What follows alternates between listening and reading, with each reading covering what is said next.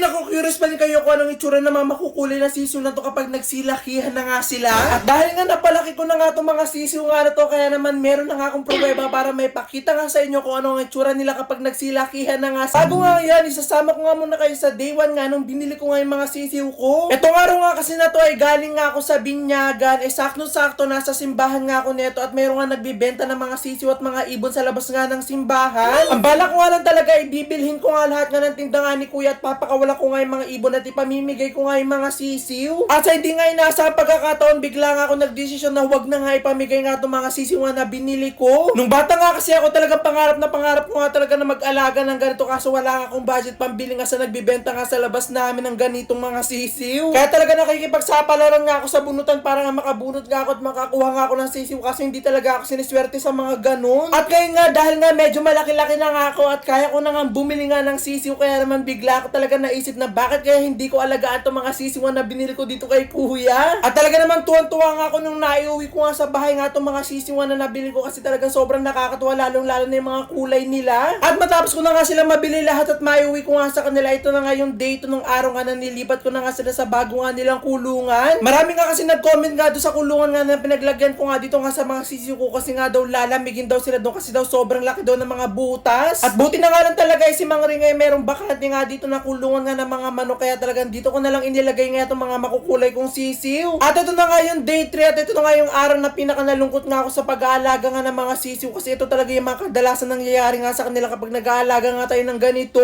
Magpapakain nga lang sana nga ako ng sisiw nung gabi nga na to, tas meron nga ako nakita isa ko nga sisiw na hindi na nga gumagalaw at wala na nga buhay. At gumagabi nga na yun talagang sobrang nga ako nalungkot, kaya man agad-agad ko nga kinuha nga yung sisiw na yun at pinagpahinga ko na nga siya. At ito na nga yung day 4 nga nung araw nga na yun dahil nga namatayan nga ako ng isa ko nga sisiw, kaya naman talaga sobrang ako nag-alala nga doon sa kanilang pinakakulungan. Kaya naman agad-agad nga ako nagpatulong nga dito ko lamang rin para nga magawan nga ng maayos at malaking ang bahay nga itong mga alaga ko nga makukulay dahil nga sobrang dami nga nila. At ito na nga yung day 5 nga ng pag-aalaga ko nga dito nga sa makukulay na sisiw. Ito na nga yung araw na lilipat na nga sila para nga doon sa bago nga nilang bahay na pinagawa ko. At talaga naman sobrang saya ko nga nung nailipat ko nga sila dito nga sa bago nga nilang bahay na tinawag ko nga na mansyon dahil nga talagang sobrang laki para nga sa kanila. At ito na nga ang day 7 nga ng pag-aalaga ko nga sa mga sisiw ko at ito na nga yung araw na pinapinturahan ko nga itong mansyon nila para talagang mas lalong gumanda. At talaga naman sobrang ako natuwa, talaga sobrang saya ko nga sa mga oras na to nung napinturahan nga itong mansyon nga ng mga sisiw ko kasi talagang sobrang ganda niya nga. At ito na nga ang day 9 nga sa pag-aalaga ko nga sa mga sisiw ko at ito nga yung araw na nakikita ko na nga sila na namumuti na nga yung mga pakpak nga nila.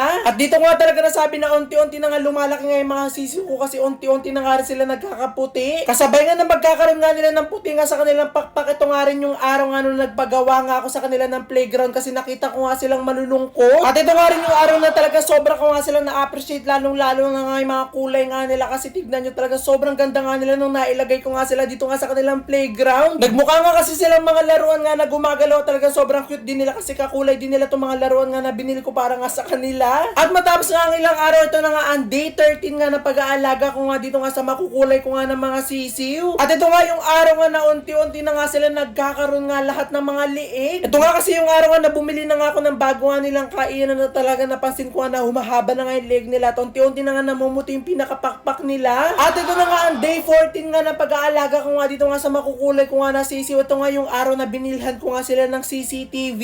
So sobrang kulit nga ito kasi mga sisiw ko at kung ano-ano nga yung ginagawa talaga hindi ko nga nakukunan ng camera, talagang binilhan ko nga sila ng CCTV para nga kahit papano ay makunan ko at makita ko. At talaga sa sobrang papansin nga nito mga sisiw ko nga sa camera, talagang hindi nga nila tinitigilan nga tong CCTV nga na kinabit ko. At ito na nga ang day 16 nga na pag-aalaga ko nga dito nga sa makukulay ko nga na sisiw. At ito nga yung araw na talagang lumalaki at tumatangkad na nga sila. Unti-unti na nga rin nawawala nga medyo nga yung kulay nila, talagang medyo nalalagas na nga rin yung pinakabuhok nga nila dito. Kasabay nga ng paglaki nga nito mga sisiw ko, talaga sumabay nga rin yung talagang sobrang nga nilang kulit dahil nga sobrang liliksi na nga nila. At ito na nga yung day 18 nga na pag-aalaga ko ng mga sisiw at ito nga yung araw na nagulat nga ako kasi talagang sumobra na nga yung laki nga nito mga sisiw ko. At talagang 60% na nga lang dito na meron nga silang kulay at talagang 40% ay puro puti na nga. Tinry ko pa nga sila nga nailagay nga dito nga sa kanilang dati nga na playground, kaso nung nilagay ko nga sila dito nga sa playground nga nila, talagang nakakatalo na nga sila at nakakatakbo na nga sila na mabibilis. At dito nga ako napasabi na hindi na nga talaga sila pwede ilagay nga dito sa dati nga nilang playground kasi talaga malalaki na sila at matataas na silang tumalon. Kaya talaga kinabukasan pa nga lang ngayon nagpabili na nga ako lamang rin ng mga materyales kasi kasi gagawa nga kami ng panibago nga nilang playground. At talagang sobrang ganda nga nitong bagong playground nga na pinagawa ko nga kasi talagang sobrang taas na to at hindi na nga makakatalon dito yung mga sisiw ko. At di ko na nga alam kung anong day nga to, pero sa tingin ko nakaisang buwan na nga ako dito ng pag-aalaga ko nga dito nga sa mama ko, kulay ko nga na sisiw. At ito na nga sila at ganito na nga sila kalalaki. At dahil nagsisilakihan na nga itong mga sisiw ko, talagang unti-unti na nga rin sumisikip nga sa kanila itong pinagawa ko nga na mansyon para sa kanila. Kaya talagang kinabukasan pa nga lang agad-agad na nga kami kumilos nga nila mga ringa para nga bumili ng mga materyales kasi ngayong araw na nga kami gagawa ng malaki nga nilang bahay. Kaya naman nung naayos na nga yung bahay nila, talagang kinabukasan pa nga lang hindi na nga ako nagpatumpik-tumpik pa at nilipat na nga agad namin itong mga sisiw. Ay,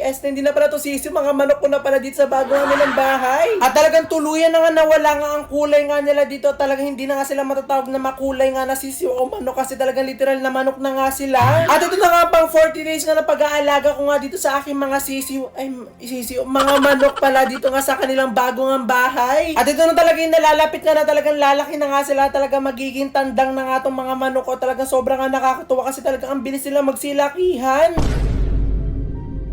At ito na nga ang pangalawang buwan. Ayan, 2 buwan na nga to. Simula nga nung binili ko nga itong mga sisiw ko.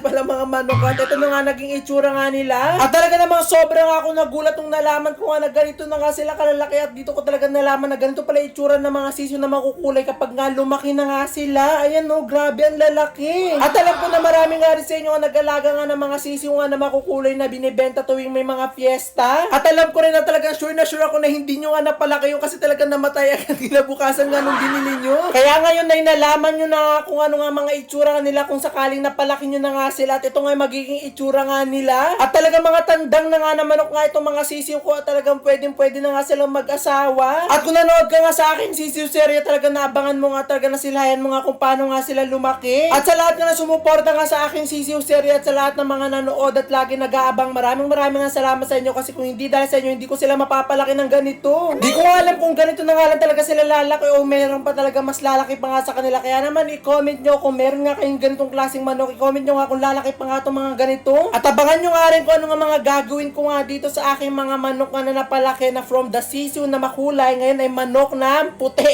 Talaga naman sobrang inalagaan ko nga yung mga video nga at clip nga na talagang tinabi ko nga para talaga may pakita nga talaga sa inyo ngayon kanilang journey nga ng paglaki. At dahil alam nyo na nga kung ano nga itsura ng mga sisiw nga na makukulay kapag lumaki, kaya naman i-share nyo nga tong video na to at mag-tag kayo ng mga friends nyo na hindi pa nga alam para nga malaman din nila kung ano nga itsura ng mga sisiw na to kapag nga nagsilakihan na.